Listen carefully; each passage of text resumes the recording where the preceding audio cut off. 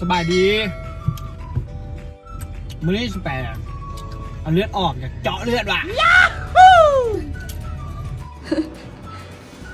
ตอนนี้กำลังกรอกเอกสารเลือด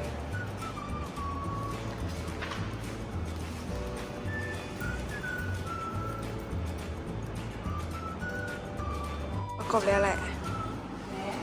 ร้อยแล้วตอนนี้นะกำลังชิมเขาน่าจะเอแหละพอเขาเอ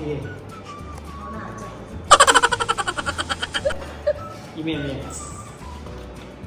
อีเมลคนละหนึ่งไม่ใช่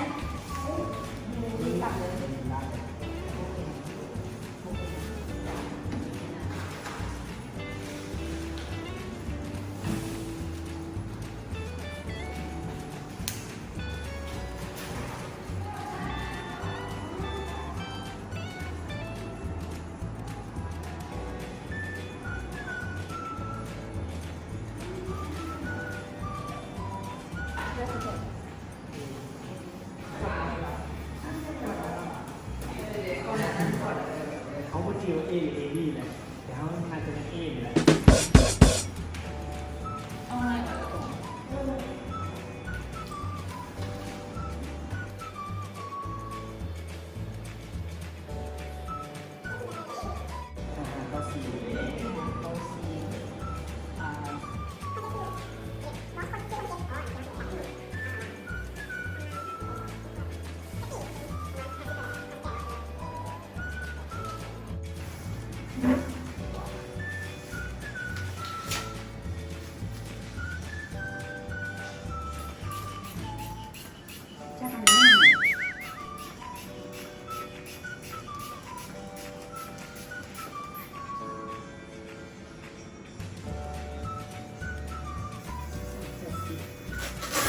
เด็กกูวินหัวเลยเขาซิกนอน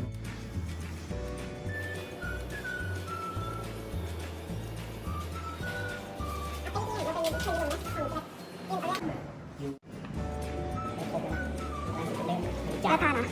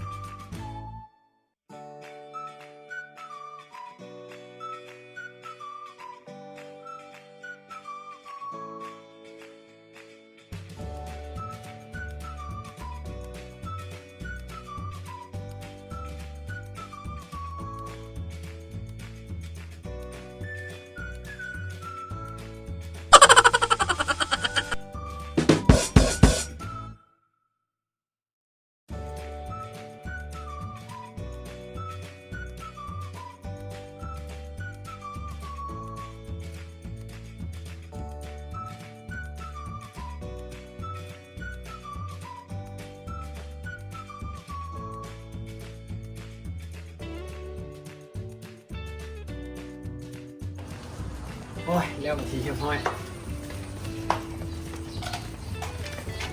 เพลงนึงไปวันนี้เอาใบนี่ไปยืน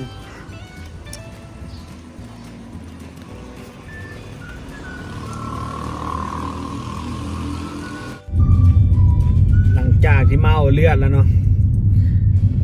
แต่ตอนนี้กำลังจะออกไปห้องหมอแล้วนำเลือดไปให้พอถ้าถามความรู้สึกก่อนว่าเป็นตาย่านบอกะบ่เป็นตาย่านปานใด Okay.